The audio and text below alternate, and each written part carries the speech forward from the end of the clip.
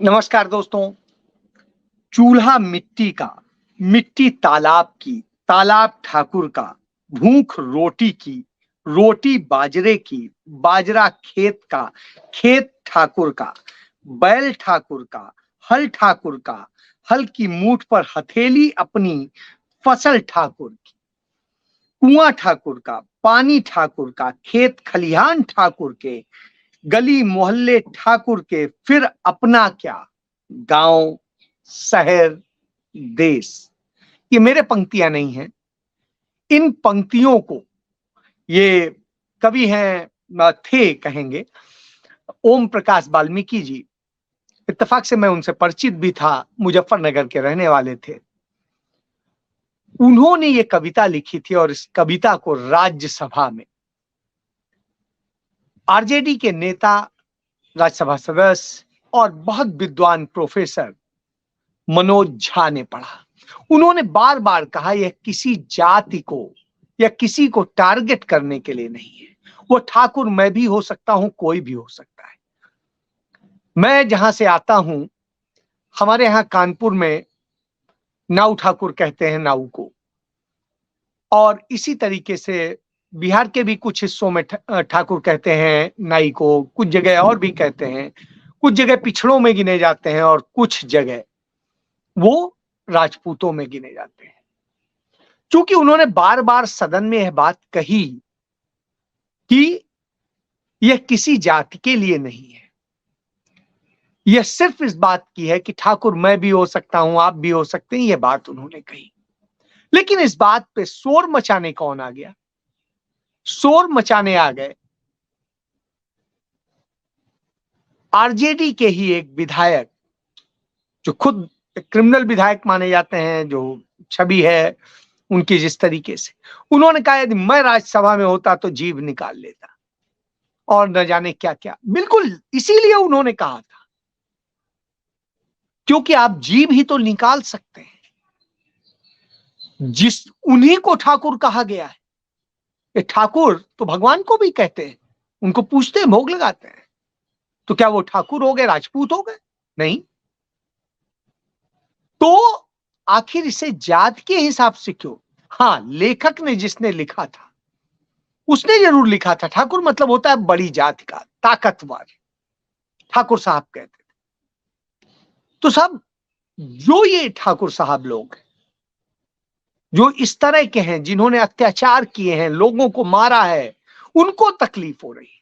जो सच्चे लोग हैं उनको किसी को नहीं हो रहा, क्योंकि किसी को केंद्रित नहीं किया गया है, किसी को इंगित नहीं किया गया है। तो इसमें बिल्कुल स्पष्ट है कि वह ठाकुर, आज का ठाकुर कौन है, वो किसको कहना चाह रहे थे? आज वो अमित शाह को कहना चाह रहे थे, वो नरेंद्र मोदी को कहना चाह रहे थे, और उन्होंने कहा अपने अंदर का ठाकुर मारो। क्योंकि ठाकुर वास्तव में कोई जाति नहीं है, यह एक संज्ञा है, और यह संज्ञा उसे दी जाती थी जो दबंग होता था, और दूसरी तरीके से इस तरह से। जाति हर व्यक्ति की अपनी अलग अलग होती है, इसलिए इसे जाति से जोड़ना, राजपूत से जोड़ना, मुझे लगता है बड़ी संकीर्ण विचारधारा है। इसी तरीके से भारतीय जनता पार्टी के बड़े नेता ने बिहार में ही, उन्होंने भी न जाने क्या क्या गाली दे डाली, और उसके बाद में वो ब्राह्मणों की बात करने लगे। तो ब्राह्मणों का या किसी का क्या लेना देना? ब्राह्मण बुरा नहीं था, ब्राह्मणवाद बुरा था, और आज भी बुरा है यदि ब्राह्मणवाद है। और जिस मनुष्य संहिता को आप गाली देते हैं, उस मनुष्य संहिता को ब्राह्मणों ने नहीं लिखा था, उसे तत्कालीन राजपूत राजा मनु ने लिखवाया। मनु था। इसके बाद आप देखिए, जिस महाभारत से लेकर और तमाम सारी उसकी आप बात करते हैं, वो व्यास कौन थे? वो व्यास भी ब्राह्मण नहीं थे। तो इसे जाति से नहीं जोड़ना चाहिए। जो जातिगत तमाम विषमताएं पैदा की गई, उन्हें इससे नहीं जोड़ना चाहिए। लेकिन साहब जोड़ा जा रहा है, क्योंकि राजनीति करनी है। राजनीति के लिए आप कुछ भी कहेंगे, किसी को भी कहेंगे। यही सबसे बुरी स्थिति है, और इस स्थिति से देश गुजर रहा है। मैं इसका जिक्र कर रहा हूं तो आज इसी पर आऊंगा। है क्या ठाकुर? ठाकुर वो है जिसने इंदौर में एक 12 साल की बच्ची से रेप किया, जिसने जिस तरीके से उसके साथ बीभत्स तरीके से रेप हुआ, फिर वो 2.5 घंटे तक सड़कों पर छत बिछत स्थिति में ब्लडिंग हो रही थी और वो दौड़ रही थी, शर्म नहीं आ रही थी। एक बच्ची के साथ ऐसा हो रहा था। क्या समाज बना दिया है हमने? कौन सी सरकार सुशासन हमने दे दिया है कि यह हो रहा था? और यह एक घटना होती, ऐसी घटनाएं रोज होती हैं। और जब रोज होती हैं तो आप समझ सकते हैं कि किस तरह की स्थितियां हैं।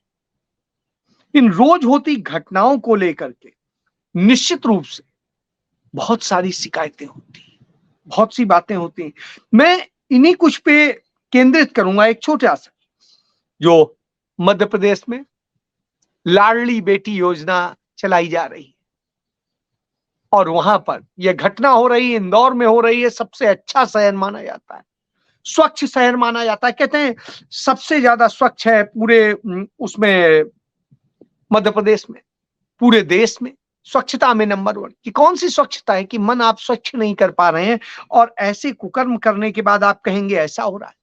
उसी मध्य प्रदेश में एक और लाडली बहना यानी आंगनवाड़ी की कार्यकर्तियां अपने मानदेय को लेकर के प्रदर्शन कर रही थी। उन पर पुलिस की बर्बर तरीके से लाठियां, और पुरुष पुलिस वाला और पुलिस का अफसर था, कर्मचारी नहीं था, वो लाठी बरसाता है महिलाओं पे, किस तरीके से उनके साथ करता है।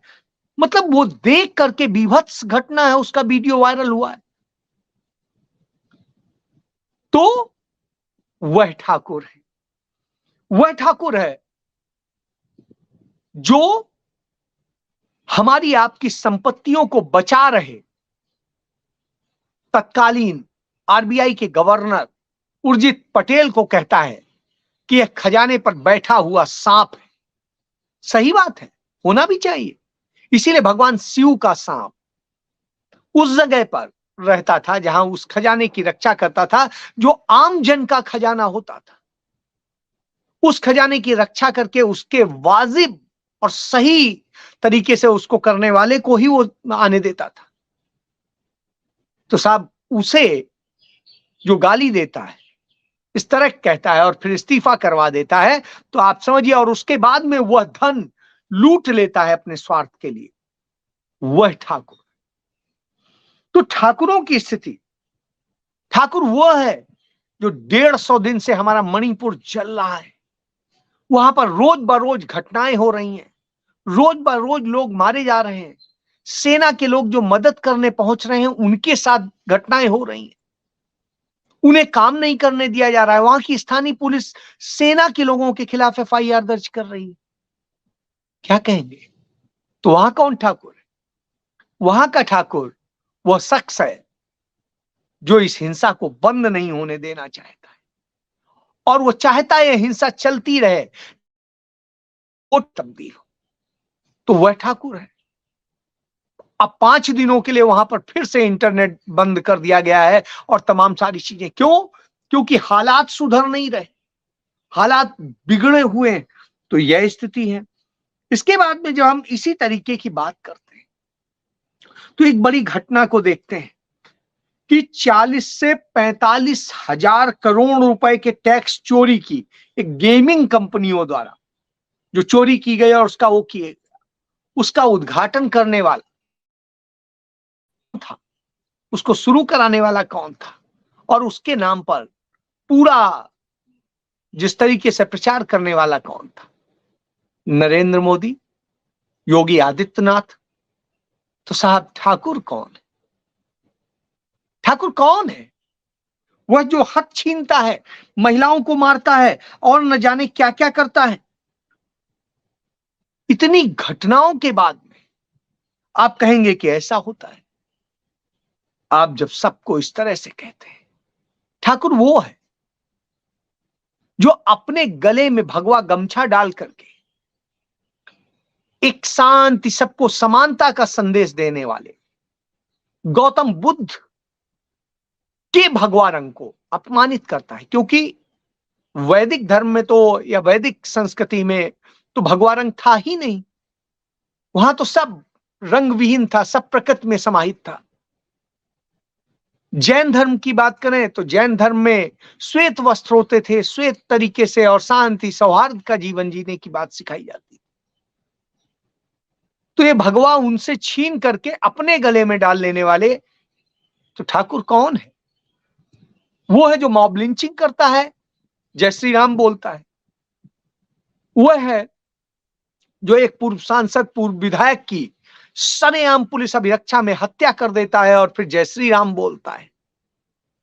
वह है जो लखनऊ कोर्ट में बम फेंक देता है और जय श्री राम बोलता है।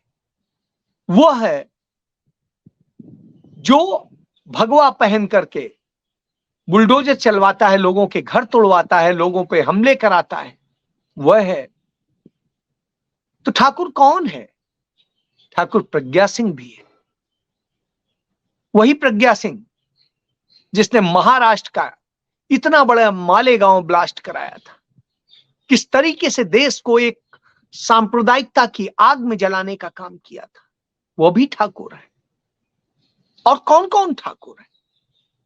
वो सारे लोग जो आपका हक छीनते हैं वो और कौन है? वो ठाकुर है। तो ठाकुरों की जो आप कहानी बताते हैं उससे लगता है हमारे प्रधानमंत्री महाठाकुर है।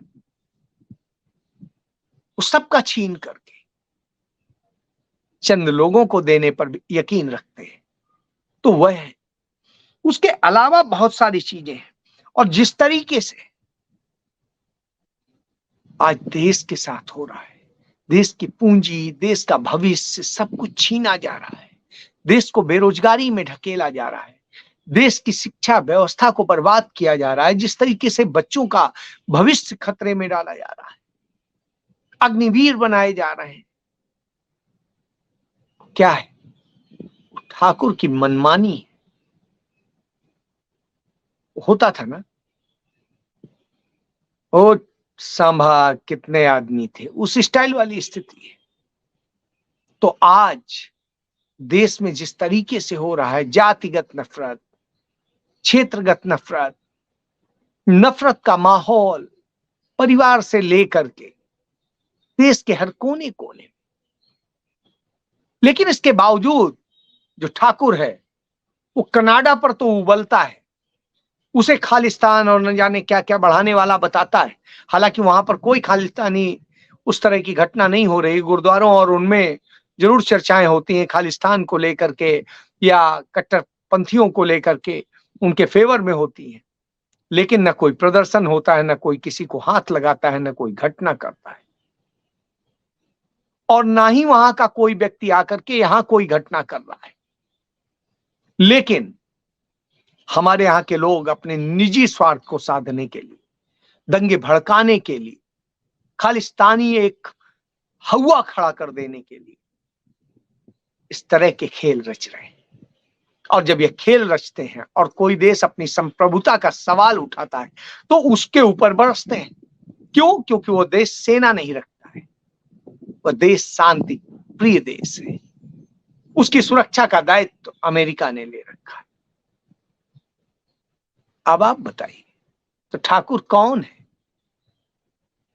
ठाकुर कौन है कि जब पाकिस्तान पे आप बरसेंगे, सब कुछ कहेंगे, उसके ऊपर तमाम आरोप लगाएंगे और उसके बाद में कोई सबूत नहीं दे पाएंगे?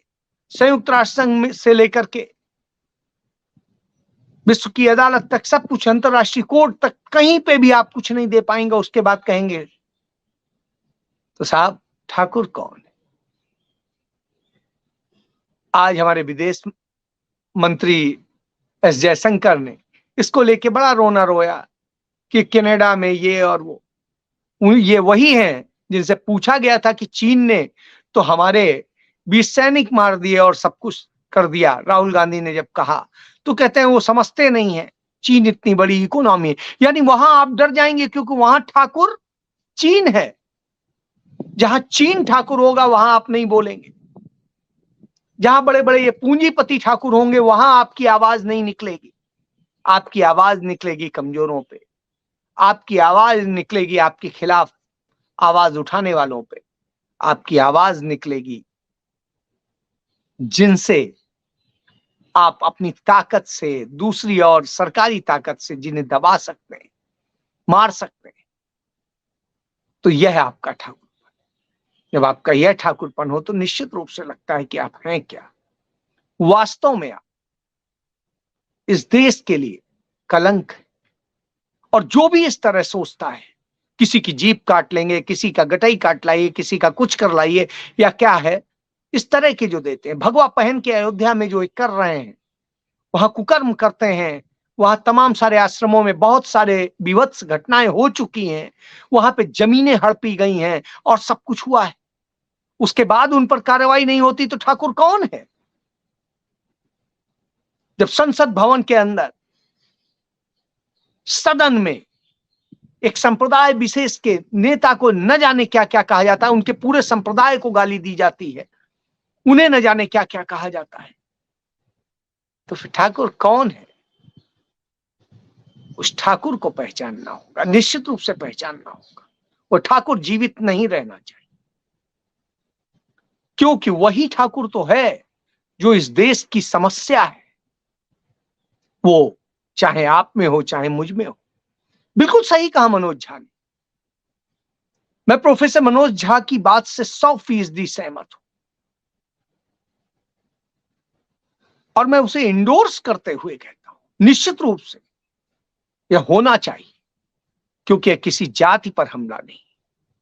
ओम प्रकाश वाल्मीकि एक दलित चिंतक थे, और यदि उन्होंने यह कविता लिखी तो उसके पहले आपको याद करना पड़ेगा, मुंशी प्रेमचंद ने ठाकुर का कुआं एक गद्य लिखा था, और उनकी जो एक कहानी थी, उस कहानी से प्रेरित कि किस तरीके से पानी के लिए आदमी तरस के मरता है, लेकिन उससे पानी नहीं मिलता, वो सारी मेहनत करता है, उसे उसका हक नहीं मिलता, छीन लिया जाता है।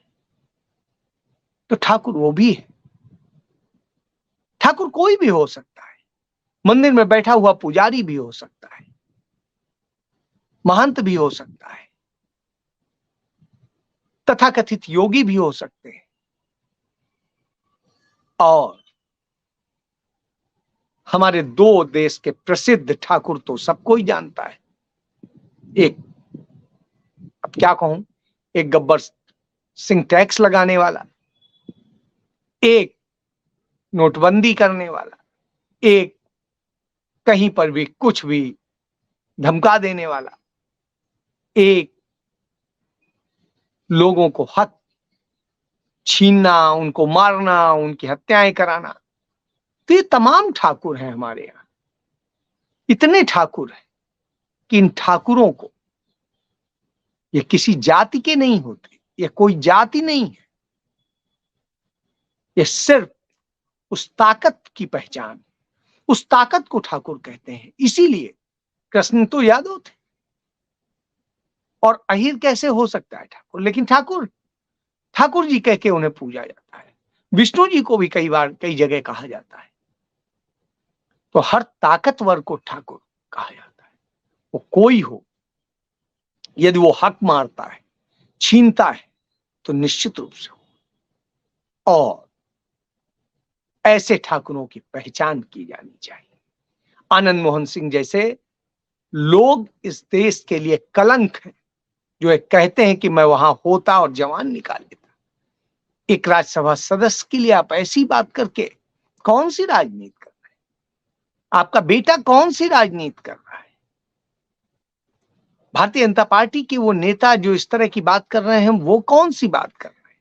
शर्म से डूब मरना चाहिए आपको, क्योंकि सच सुनना आना चाहिए और सच को बर्दाश्त करना आना चाहिए। यह तब आप कर पाएंगे जब आपके अंदर ज्ञान होगा, आप पढ़े लिखे होंगे, कुछ काबिल होंगे। इसीलिए अकबर भले ही पढ़ा लिखा नहीं था, लेकिन वो जानता था मुझे नहीं आता है, तो वो नहीं पढ़ता था। वो साइंस नहीं समझाता था, वो गणित नहीं समझाता था, वो रेवेन्यू नहीं समझाता था। उसने हर चीज के विशेषज्ञ बैठा रखे थे और उनकी सलाह पर काम करता था। लेकिन आज एक ठाकुर है जो किसी से कोई सलाह नहीं लेता, मनमानी करता है, लूटता है, बर्बाद करता है, तो उस ठाकुर को पहचानिए और उसको जवाब दीजिए। उसको जवाब देने का काम आपको करना है। जय हिंद।